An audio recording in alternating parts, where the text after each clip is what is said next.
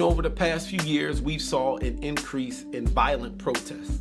We saw it in Ferguson, we saw it on a mild level in New York City, and we saw it on a very aggressive level in Baltimore. So the question that many people deal with is, why are these violent events? Why are these violent protests taking place? Why are people destroying their neighborhoods? Why are people destroying their communities? Don't they understand that violent protests never accomplished anything? Now, I'll agree with this. It is wrong. I do not advocate violent protests. It is a sad state when people are throwing rocks and bottles and fire bombs into businesses in their community. It's not right what y'all doing. I came from the ghetto too. Same as all of you did. You mad at the white man? Why destroy my business?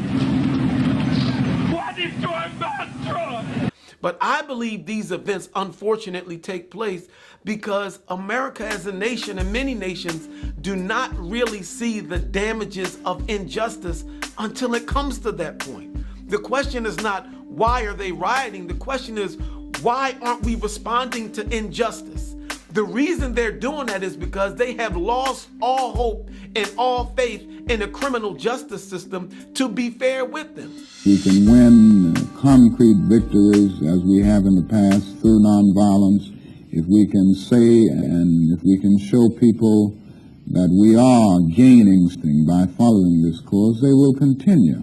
And I don't think the extremist elements will be able to take over the movement unless we face great setbacks and unless the discontent and the despair of Negroes increase to the point that they feel that they are making no gain. But here is the reality. Most social groups in this country, you look at any demographic, there was a time in their history where they unfortunately had to resort to more aggressive and violent forms of protest because they felt as if that was their only option.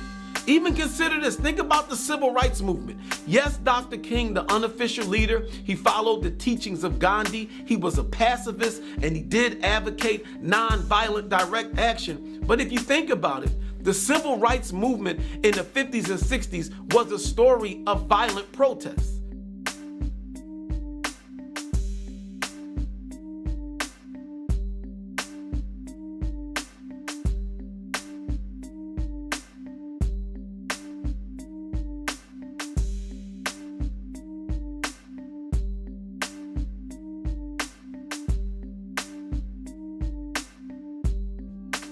The group would go in and they would non-violently break unjust laws. They did it in a non-violent manner, but there was a clear understanding that their acts of non-violence would get a violent response. When they integrated Greyhound, when they integrated schools and lunch counters and libraries, and when they integrated hotels, they knew that the citizens in those communities wouldn't like it and they would aggressively respond. That aggressive response would get them the national exposure to bring about change. Arguably, President Kennedy or President Johnson would have never gotten involved with civil rights until they saw the different images of the violent response that was received. Think about it. Bloody Sunday, the most significant day arguably in the entire civil rights movement, was a violent confrontation that took place on a bridge.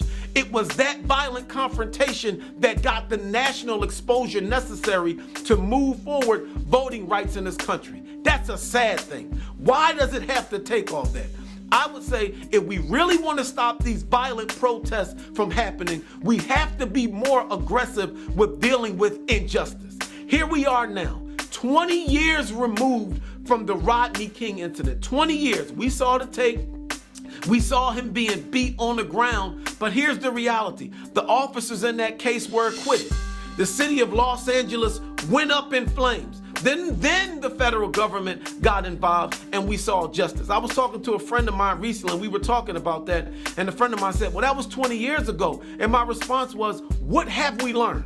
What as a nation have we learned from the Rodney King situation? We've learned nothing. And that's the reason why these violent protests still take place. There is a degree of passivity in the criminal justice system that we can see these events taking place on video and still nothing happens. So my response is the way to deal with, the way to address these violent protests, why they're taking place, and the reason and the way to minimize them from happening in the future is to become more aggressive in dealing with injustice. But that still does not sanction anybody bombing buildings and stores, throwing rocks and bottles, and starting fights on the street. I don't think that's the best approach, but there is a way to eradicate it, and that's dealing with injustice.